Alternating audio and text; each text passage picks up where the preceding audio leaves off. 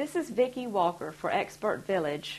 We're continuing to work on the garment bag that we're making today, and now we are going to pin on the trim that we're going to use, the ribbon, the grosgrain ribbon that we're going to use at the bottom. That should give the bag a little bit of color. I'm going to cut the widths that we need of each color that I'm using, and then we'll pin them on.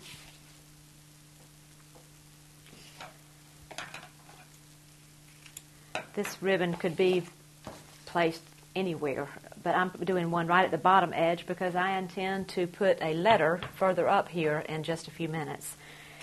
So for the purpose of this bag, that's where we're going to put it, is near the bottom. I will start the top one, let's say 7 inches from the bottom edge, and pin it.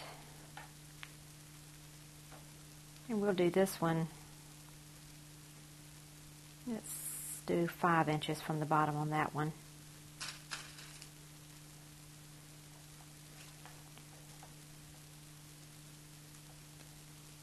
And I'll pin the rest of the way across, and then I'll go back to the sewing machine and sew a seam right across the top on each one and right across the bottom on each one, all the way across. That's how we take care of applying the ribbon to the bottom of the garment bag.